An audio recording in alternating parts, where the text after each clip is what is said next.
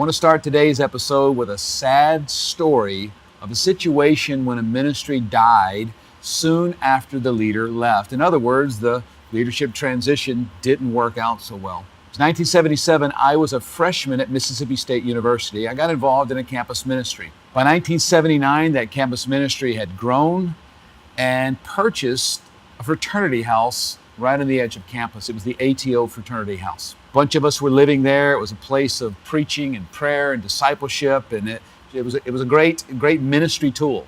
December of 1980, the leader who started that campus ministry informed me that he was moving to Nebraska to start a new campus ministry at the University of Nebraska.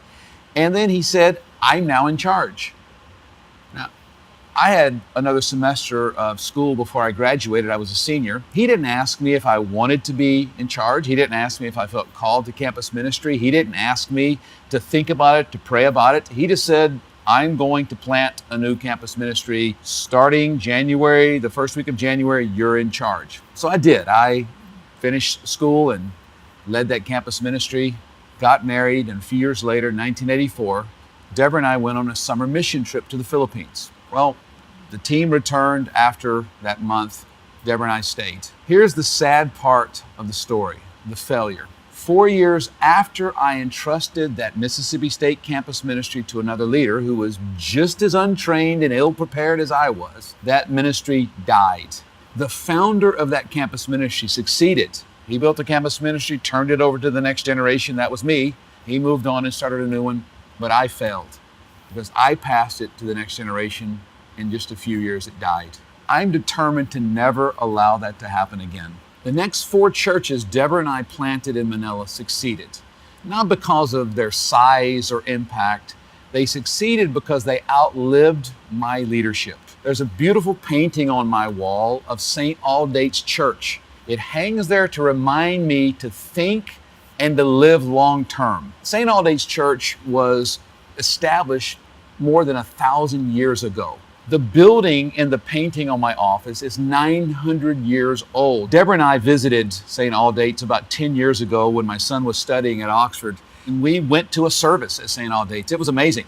The worship was fantastic. There's been a move of the Holy Spirit there. But what caught me more than anything was a plaque on the wall. It was a marble plaque with names carved, and it was the name of every pastor who has served that church for the past 1,000 years. Talk about long-term thinking. Visionary leadership is about the future.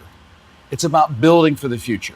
And so I want to challenge everyone today to think in ways that will still have a gospel impact 100 years from now, 500 years from now, how about 1,000 years from now? 5 years ago, I was 55 years old. I was meeting with 5 close ministry friends, and we were all pondering what the next 10 years would look like for us. That prayer time and that conversation with my friends resulted in me returning to school to learn some things I didn't know. My dissertation title captures the idea poignantly: Post-Founder Ministry Sustainability, Building Ministries that Outlived Their Founders. As I've done research and as I've studied, my unapologetic answer is I'm attempting to build Spirit-filled leaders, Spirit-led organizations, and Spirit-empowered institutions. 1 Chronicle 22 verses 5 through 6 gives David's perspective on leadership transition. David said, "Solomon my son is young and inexperienced, and the house that is to be built for the Lord must be exceedingly magnificent, of fame and glory throughout all the lands. I will therefore make preparations for it." So David provided materials in great quantity before his death. Then he called for Solomon his son and charged him to build a house for the Lord, the God of Israel. Now, this was a huge project, a God-birthed vision, but yet the next generation leadership was young and inexperienced. Therefore, David did 2 things. It said he made preparation and provision. Preparation, there was a plan. Provision, he did everything he could to make sure his son was successful. Once he made preparation and provision, then he commissioned his son to build it. The job of the senior leader is to prepare and provide so that the next generation can succeed in the call and the vision of God.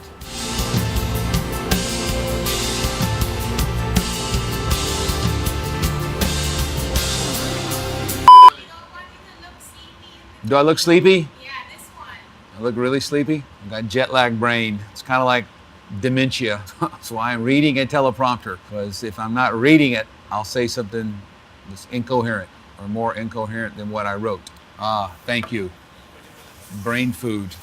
Okay. Wait, why did you do that? Why did she take it away? You can have it, but when we start the video, we just have Oh, video okay, bring that back.